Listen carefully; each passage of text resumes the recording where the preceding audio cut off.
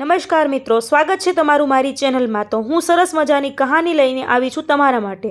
અધૂરું રહેલું વચન, જે સાંભળીને તમારું મન અને હૃદય બંને સ્તંભી ઉઠશે। આ વાર્તાનો અંત શું છે એ તમે ક્યારેય કલ્પના પણ નહીં કરી શકો, પણ શરૂઆતથી અંત સુધી તે તમને અંદરથી હલાવી નાખશે।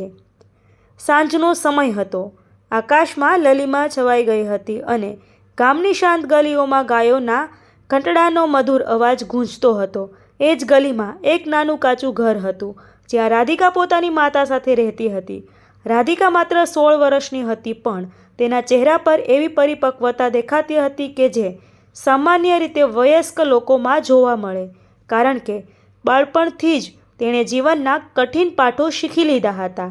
તેના પિતા 5 વર્ષ પહેલાં એક અકસ્માતમાં દુનિયા છોડીને ગયા હતા અને ત્યારથી ઘરનું બધું ભાર તેની નાજુક ખભાઓ પર આવી પડ્યું હતું।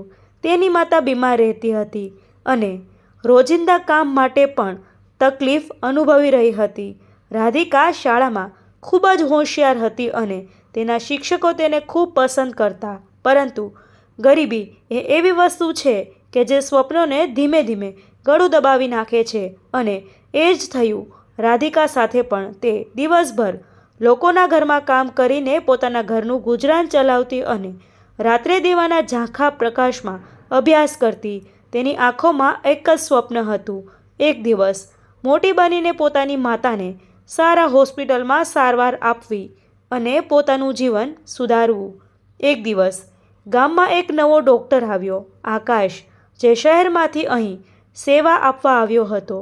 તે યુવાન હતો, દયાળુ હતો અને દર્દીઓ સાથે ખૂબ પ્રેમથી વાતો કરતો હતો। જ્યારે પ્રથમવાર રાધિકા તેની માતાને લઈને હોસ્પિટલ ગઈ, ત્યારે આકાશે રાધિકાની આંખોમાં છુપાયેલું દુઃખ અને જવાબદારીનો ભાર તરત જ વાંચી લીધો।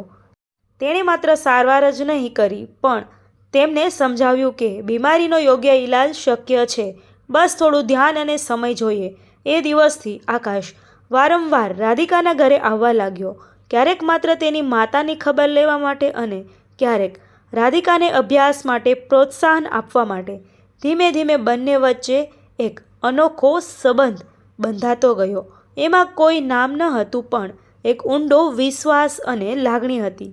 રાધિકા ઘણીવાર વિચારે કે શું આકાશ સાચે જ તેની જેમ ગરીબ છોકરી માટે આટલો સમય કાઢે છે, કે તેના દિલમાં કંઈક વધુ છે। પણ પછી તે પોતાની જાતને સમજાવતી કે આ બધું માત્ર સહાનુભૂતિ છે, કારણ કે જીવને તેને શીખવ્યું હતું કે મોટા સપના જોવાથી દુઃખ જ મળે છે।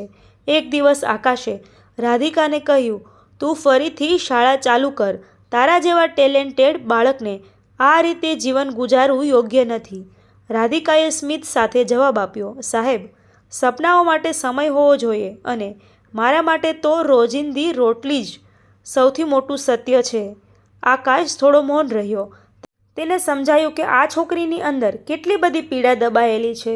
સમય પસાર થતો ગયો અને રાધિકા ફરીથી અભ્યાસમાં જોડાઈ ગઈ।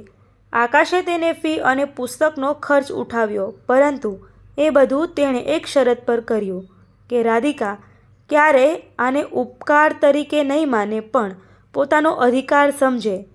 આ વાતે રાધિકાના હૃદયને સ્પર્શી લીધું, કારણ કે જીવનમાં પહેલીવાર કોઈએ તેને દયા નહીં પણ સન્માન આપ્યું હતું। ધીમે ધીમે રાધિકા અને આકાશ વચ્ચેની નજીકતા વધી, પણ બંનેએ ક્યારેય પોતાના દિલની વાત સ્પષ્ટ રીતે કહી નહીં। કદાચ બંનેને ડર હતો, સમાજનો, પરિસ્થિતિનો, અથવા કદાચ ભાગ્યનો। એક રાતે જ્યારે ભારે વરસાદ પડી રહ્યો હતો, ત્યારે રાધિકાની માતાની તબિયત અચાનક ખરાબ થઈ ગઈ। રાધિકા ગભરાઈ ગઈ અને તરત જ આકાશને બોલાવ્યો। આકાશ દોડી આવ્યો અને તેની માતાને હોસ્પિટલ લઈ ગયો। આખી રાત તે સારવારમાં વ્યસ્ત રહ્યો। રાધિકા હોસ્પિટલના કોરિડોરમાં બેસી રડી રહી હતી। તેની આંખોમાં એક જ ડર હતો કે ક્યાંય તે પોતાની માતાને પણ ગુમાવી ન બેસે। સવારે જ્યારે આકાશ બહાર આવ્યો, ત્યારે તેના ચહેરા પર થાક હતો, પણ સાથે એક નાની આશા પણ હતી। તેણે ધીમેથી કહ્યું, હાલ સ્થિતિ કાબૂમાં છે, પણ આગળની સારવાર માટે શહેર લઈ જવું પડશે। આ સાંભળીને રાધિકાના પગ નીચેની જમીન ખસી ગઈ। કારણ કે શહેરમાં સારવાર માટે જે ખર્ચ લાગતો હતો તે તેના માટે અશક્ય હતો. રાધિકા મૌન રહી ગઈ.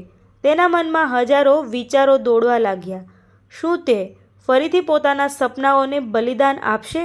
શું તે પોતાની માતાને બચાવી શકશે? એ જ ક્ષણ આકાશે તેના ખભા પર હાથ રાખીને કહ્યું, હું છું ને, તું એકલી નથી. આ શબ્દો સાંભળીને રાધિકાની આંખોમાંથી આંસુઓ ધોધમાર વહેવા લાગ્યા. કારણ કે જીવનમાં પહેલીવાર કોઈએ તેને આટલો મજબૂત આધાર આપ્યો હતો. પણ કદાચ કિસ્મતને કંઈક બીજું જ મંજૂર હતું. તો અહીં આ કહાનીનો અંત નથી મિત્રો. હજી આગળની વાર્તા સાંભળવા માટે મારી ચેનલમાં બન્યા રહો ભાગ 2 માટે. થેન્ક યુ મિત્રો.